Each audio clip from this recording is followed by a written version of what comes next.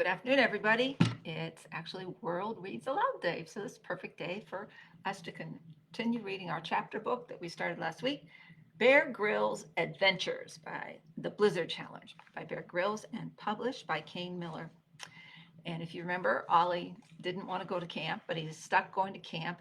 His backpack's trying to kill him. He doesn't want to help build a shelter, and then a compass transport in onto a glacier.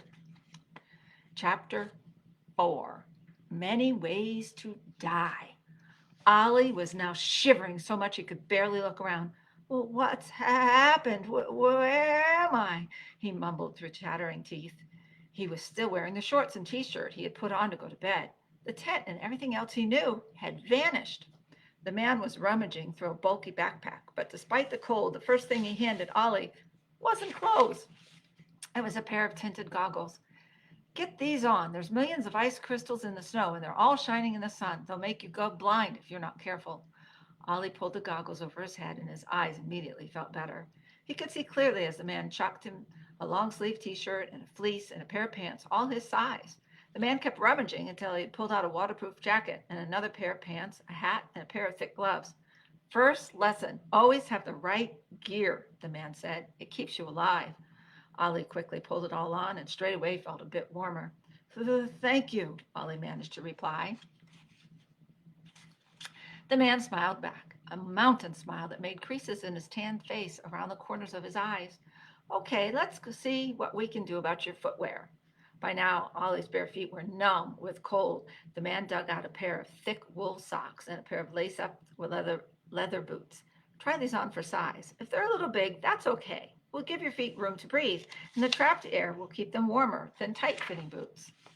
Ollie sat on a rock, nodded blankly back at the man, and pulled the socks on. He immediately felt his feet wrapped up in soft, comfortable warmth. When he pulled the boots on, it was even better. He stood up and took a couple of steps to try them out. They came up above his ankles and gripped onto his legs. He felt he could walk anywhere in them. Ankle support and a good grip for slippery surfaces, the man said approvingly. Just what you need. You'd be amazed how much comes down to a pair of nice dry feet. And a decent meal, of course. I'll make breakfast. Here. He passed Ollie a couple of empty metal canteens. Fill these up with snow, will you? It seemed an odd thing to do, but Ollie did as he was asked. He scooped the snow into the canteens with his gloved hands. While he did that, the man put some oats, honey, and water into a pan and started to warm them up over a portable gas stove. Now screw the tops on those canteens, the man told him, and slide them inside your shirt. Your body heat will melt the snow. The air up here is very, very dry, so we're going to need a lot of water as we go. We could stay nice and warm in our clothes, but still die of thirst if we're not careful. Ollie looked around at the ground and the mountains, all covered in white. But can't we just eat the snow? Ollie asked. It's just frozen water. The man smiled as if he knew Ollie had been about to ask that question. Exactly. It's frozen. Your lips and tongue will end up with painful cold sores, which could get infected. There's lots of ways to die up here, and that's a really silly one. He smiled broadly and kept stirring the oatmeal that was now bubbling nicely. Ollie's stomach was rumbling. The man produced a couple of metal bowls, and they tucked in. Ollie had missed the barbecue last night, and he was so hungry he got through his helping in seconds. Now that he wasn't going to freeze to death or starve, it seemed a good time for an obvious question. So, where exactly are we? Ollie asked. His voice sounded loud in the cold, clean air. There was no other noise, just the whistle of the wind in his ears, which was starting to ache with the cold. He pulled his hat down and his hood up to keep them warm. Thinking like a survivor. Smart, the man commented. Most of your body heat is lost through your head. Keep it warm and it's half the battle won. He pulled on a warm-looking hat of his own. And there's how he heated up their food. As far as where we are, we're 13,000 feet above sea level. Ollie thought 13,000 feet was 2.5 miles, straight up. That's high, he said nervously. It sure is, the man agreed. It's not for the faint-hearted up here. If cold doesn't kill you, there's a long list of other things that might. A lack of water, or starvation, frostbite, or a bad fall. There's many ways for the unwary to die, and only a few ways to stay alive. He held out his hand. I'm here to help you, buddy. I'll be your guide in these mountains. Ollie shook his hand cautiously. I'm Ollie. What's your name? My name's Bear. So now we know each other. Okay, let's get started. Ollie looked around him, bewildered. How was all this happening? Was it related to the compass? And how on earth was he going to get back? But before he could answer any of those questions, Bear spoke again. Let's get to it, Ollie. Out here, we either get busy living or we get busy dying. There's lots to do. First up, keep topping up the pan with snow. We need as much to drink as we can for the journey ahead. What journey ahead? Ollie replied as he added snow to the pan. Our journey to get you back safely. Together, Bear and Ollie boiled the water to make them each a cup of hot, sweet tea. They drank it out of metal cups. The heat warmed Ollie's whole body, and the sugar pumped energy into his limbs. So, Ollie, Bear grinned, ready for some real adventure? Not really, Ollie said honestly. Everything was all so strange, but it didn't change the fact that he just wanted to go home. Well, sometimes in life we might not want adventure, but it comes and finds us anyway. Kind of sneaks up on us when we least expect it. That's the magic. Bear paused. But right now, we need to get moving. There's a storm coming, and we have to get across these mountains. A storm, Ollie said in alarm. He looked up. The sky was totally blue until he saw where Bear pointed at the horizon. If Ollie squinted, he could just see a dark smudge there. When that hits, Bear says, you won't be able to see your hand in front of your face. Drink that tea. We need to get moving. They packed up the small camp. Bear divided everything between a large backpack for himself and a smaller one for Ollie. Bear took the tent, sleeping bag, and the cooking equipment. That's the bedroll that they packed up. Bear's backpack already had several bundles of clothes tightly packed in watertight, clear bags, a lot of black rope, plus a handful of gadgets that Ollie didn't recognize. Ollie made a face when he realized he was going to have to carry something. Bear noticed. Only way to do this is as a team, Ollie, he said. We divide the effort and we work hard. Together we will be stronger, and that gives us the best chance of staying alive. Got it? But there's so much of it, Ollie said, reminded him of the piles of stuff he had been told to bring to camp. Bear smiled. I know. Tell me about it. But the right equipment can save your life. He paused. Unless you'd rather freeze to death, knowing you could have brought the one thing that would have saved you. Ollie knew he didn't have a choice. This was going to be hard work, a lot harder than building a den, but it was stick with this guy or be left stranded in the mountains and the storm. He shrugged his backpack on until it was sort of comfortable on his back. Bear gave the smudge on the horizon a final look. It's getting closer, he said grimly. We should move. Chapter 5, Walking on Water. Together, the pair trekked along a deep valley between two giant mountains. Bear told Ollie that being on a glacier meant that beneath them wasn't solid ground, but solid ice, many hundreds of feet thick. When it comes to the wild mountains, you have to be prepared or you might not survive. He looked right at Ollie. Out here, we're going to have to fight smart, okay? Ollie nodded cautiously. Bear tied one end of his black climbing rope around Ollie's waist and tied the other end to himself, leaving a long stretch of loose rope between them. The danger on a glacier is always what you can't see beneath you. Bear tied the final knots.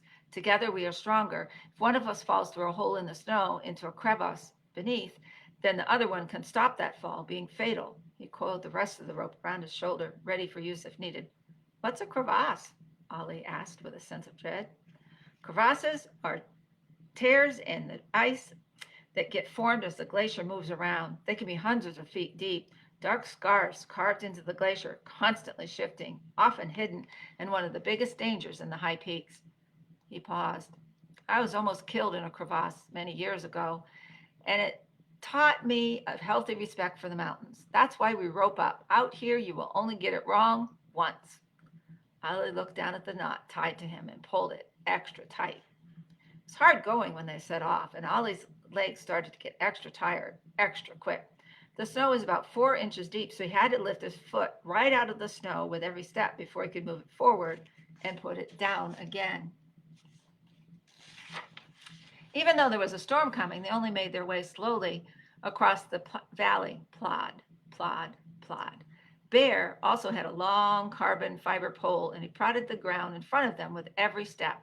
Ollie looked back over his shoulder to check the storm's progress and promptly fell flat on his face as his boots hit a buried rock. His knees stung from scraping against it. Careful, champ, Bear helped Ollie up. Try to keep looking ahead. We always look forward in body and mind. It's also why I use the pole.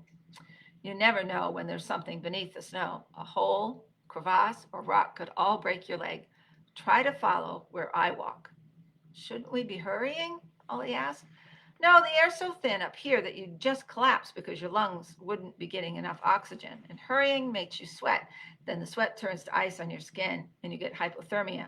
2 more ways to die, so we don't hurry. We'll do better if we just keep going, slow and steady. What's hypothermia? Ollie asked as they pressed on. Well, your body, it's fallen on the ice. Your body always tries to keep itself at the same temperature, about 99 degrees. It's called your core temperature. Hypothermia is when your core drops below that and your body has to start pulling in blood from your arms and legs to try to keep your brain and core organs warm. It means your hands and feet stop working properly. And if you still don't get warm and your brain starts to cool down, you then lose the ability to make good decisions until eventually, well, you get the idea. Ollie thought about that while they walked in silence for a while. Every step was still an effort, though Bear made it look so easy. There's their steps. He tried to copy the way Bear walked, constantly checking out the ground ahead. He walked with a kind of rhythm, step and lift foot, step and lift foot, step and lift foot. Because Ollie was concentrating so hard, it took him a moment to notice Bear was leading them over to the left-hand side of the valley instead of heading straight down. He snuck another frustrated look back at the storm. Felt like this guy was determined to make them go slow. Why are we going this way? Ollie asked. Isn't it quicker to go straight? The quickest route isn't always the straightest, Bear told him. He pointed along the top of the right-hand side of the valley. Ollie looked up and saw that near the top, the sides didn't slope. They went straight up. And then, in places, they started to slope outward. Can you feel the wind? He asked Ollie. It's blowing against the right-hand side. That means it carves out the snow on that side of the valley so that it overhangs. When the overhang gets too heavy, it falls. Then you get 1,000 tons of snow dropping on your head from 1,600 feet. And well, that gets messy. Let me guess, Ollie said. Another way to die. You're getting the hang of it. Soon they left the overhang behind them, but the valley was getting narrower. Eventually, the steep walls were only about 100 feet apart, and the ground in between was smooth and flat. This is good, Bear told Ollie. We're off the glacier and back on solid ground. The forest will be down ahead of us now. Bear carefully untied the rope from Ollie and coiled it, and then the pair kept moving. Just when Ollie thought they were making good progress down and away from the mountains, Bear suddenly stopped and held up his hand. See that? He asked. Ollie peered ahead and tried to see something different. Snow? He said. Yes, but it's completely flat. All the snow we've walked on so far has had bumps in it because of the ground underneath. Whenever I see something different, I get suspicious. I want to know what's changed. Wait here. Bear walked forward slowly, prodding the snow with his pole as he went. Ollie stood where he was. He felt a cold seep into his boots and tramped on the spot to warm up his feet. Just wanted to be moving again. Bear knelt down and brushed the snow away with his glove. Then he beckoned to Ollie. Come and look, but carefully, only step in my footprints. Ollie walked forward curiously, carefully putting his feet exactly where Bear's had been. Where Bear had scraped away the snow, Ollie saw smooth, gray ice. There's a frozen lake under us, Bear said. He waved a hand at the flat snow in front of them. That's why it's so smooth. Ollie glared at the ground. Is it safe? He asked nervously. Suddenly, he was afraid to move in case it cracked open beneath him. Gray ice like this is usually old and thick. If it was dark, that would mean it was thinner. If it's at least 2 inches, then it's safe. He stood up and rapped on the ice sharply with his pole 3 times. So this should take our weight, okay? Time to rope up again. Bear reattached the rope to Ollie, this time with a little more distance between them. Then he studied the smooth snow in front of them carefully. It's never ideal to have to walk on any ice, but there's no other way around. We'll stick close to the side where the ice is stronger. We'll go steady, just walk exactly where I walk. And so they began to make their way carefully along as the Rocky Mountain faces towered overhead. Every few steps, Bear jammed his pole through the snow to feel the ice underneath. Then he put his foot exactly where the pole had been. He took short steps so that Ollie could put his feet in Bear's footprints. Now that Ollie knew he was walking on thin ice, he thought he could feel it. It trembled and creaked and groaned like it might be ready to snap. Or was that just his imagination? He couldn't tell, just knew that he would be very glad to get off of it. Up ahead, about 60 feet away, the snowy ground started to go up. That must be the shore of the lake, Ollie realized. Once they were there, they would be safe. Ollie fixed his eyes on it, watching it get closer, step by step. His legs still trembled at the thought of the fragile ice underneath. Soon the ground was 15 feet away, on the other side of a few rocks sticking up through the ice. Ollie grinned in relief. They were going to make it. But once again, Bear wasn't heading straight for the shore. He was walking around in a wide curve. The shore was just feet away. How long was he going to keep them out here? Bear had said stick to the edges, and they were at the edge. Ollie decided to make a break for it. He took 1, 2, 3 steps. There was a loud crack. Ollie! Bear shouted in alarm. Then the ice gave way. Ollie screamed as he plunged into the freezing, dark water. Oh my goodness. He is not paying attention to what Bear tells him, is he? Let's see, we have chapter 6.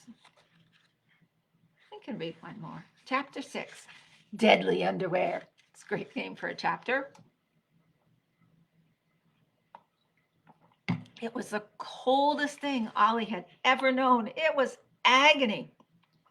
The cold was chewing his bones like an animal. It was a million times worse than when you turn the shower to cold by mistake. He tried to scream again, but the freezing water was like bands of iron around his chest that paralyzed his lungs. It was all Ollie could do to draw another breath. The water was shallow, and Ollie's head and shoulders were still above water. Bear grabbed the rope between them and pulled hard on the slack until it went taut. He then rapidly dropped into the ice and wrapped the rope around his body. Use the rope to pull against Ollie, Bear shouted. Wriggle like a seal and get yourself out back onto the ice. Work quickly, Ollie. Come on. But Ollie couldn't do it. He was floundering around in shock and numbed by the cold. He could hardly even keep himself from slipping beneath the water.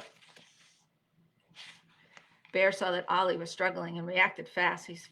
He flung himself flat, rope in one hand, holding Ollie in tight against the edge of the hole, and the other arms outstretched toward him. Grab my hand. Ollie reached out, but he was shivering so hard that he had to force his hands to go toward Bear's. Shock, cold, and fear were stopping him. Bear's strong fingers closed around his wrist, and he pulled Ollie up and out of the hole. Then he started dragging him away from the danger and towards solid ground. Bear then quickly started unlacing Ollie's boots. You need to get this wet gear off, Bear ordered. But I'll die, Ollie howled. You'll die if you don't, he replied. Wet clothes will steal the heat away from your body 50 times faster than dry clothes. You need to get them off. Now move it. Ollie started to peel off his boots and clothes all the way down to his shorts. He noticed that his hands weren't working so well and were shaking frantically with the cold. The material clung to his body like wet plaster, and the freezing air on his skin gave him goosebumps. Bear rapidly pulled a man-sized shirt out of his backpack and threw it to Ollie along with dry shorts. Put these on. Wet underwear could kill you, and this hat and dry socks. Bear took off his waterproof coat and placed it down on the ground. Stand on this and start marching fast on the spot. Good. Now keep going. Bear started to wring streams of water out of Ollie's clothes. Oh, what's the point of this marching? Ollie complained. I'm tired. Your body's in shock, and you've had a huge dose of adrenaline and fear to deal with. He paused. Marching up and down will help keep you warm. So Ollie kept marching. Bear fished the gas stove out and packed more snow into the metal saucepan. While they waited for the snow to melt, Bear stuffed another pair of socks into Ollie's boots to soak up as much water as they could, and he asked the question Ollie had been dreading. So what happened back there? I didn't follow you, Ollie admitted. Bear looked at him. I was near the edge, and I thought it would be so easy to reach it. I'm sorry. Did you see the rocks sticking up through the ice? They break up the ice and make it thin, even near the edge of the lake. Bear paused. Ollie, we're a team, and we will survive together. We all make mistakes sometimes. It's okay. Just do your best to keep focused. Bear paused again, then said seriously, you were on borrowed time there. The combination of cold, shock, and fear numbs the body's senses and makes it almost impossible to do even simple tasks. That's how people drown so fast in cold water. Next time, you might not be so lucky. He rolled Ollie's clothes in the powdery snow to absorb more of the moisture, then beat the snow off of them again. Ollie's legs were aching more than ever. More than anything, he just wanted to stop and lie down. His feet stumbled. I don't think I can go on much longer, he complained. Bear was spreading Ollie's clothes out up flat on a rock. He didn't look up. 100 years ago, he said, a man called Ernest Shackleton led an expedition to the South Pole. One of his men fell off the ice into the sea. They fished him out, but they didn't have anything to make a fire with, so he just had to walk in circles until he dried out. It took him 12 hours. 12 hours of freezing cold and pain. 12 hours? Ollie gasped. Yes, grim, huh? But guess what? He lived. That's our goal, too. Fortunately, we can make a fire so we can get a hot drink inside you. Ollie started to slow down. Keep going, Ollie. That's your part of the deal. And remember, if it was easy, anyone could do it. Ollie pictured that poor man at the South Pole. 12 hours and nothing to warm him up at the end of it. Besides, Bear added, I don't think we've got 12 hours. He shot a dirty look at the sky, and Ollie remembered the storm. He looked back the way they had come, but he couldn't see the smudge. He was about to say so when he realized why he couldn't see it. It wasn't a smudge anymore. It had grown. When they'd started to walk, Ollie had been able to see the mountains miles away in the distance. Now the smudge had gotten much closer, and it was big enough to hide the mountains completely. The snow melted and boiled. Bear made a cup of hot tea, which Ollie drank as he marched. His shivers made the rim of the mug clatter against his teeth, but he felt the heat of the tea warming him from the inside out. Okay, I think we're there, said Bear at last. Ollie's clothes had now frozen stiff in the freezing air. Bear bashed them against the ground so that bits of ice flew in all directions. He tossed Ollie's pants over to him. Here, try those. Ollie put them on again, and amazingly, they were almost completely dry. But Ollie winced when he pulled on his boots. Despite everything Bear had done and another fresh pair of socks, they were still cold and damp inside. Damp is better than wet, Bear said directly. Meanwhile, you can stuff your wet socks down your pants to dry them out. Okay, now we need to press on. He gave the sky another look. We might just be able to get out of this valley before that storm hits. He pointed. See that bend ahead?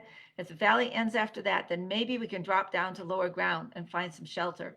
So together the pair started to move again.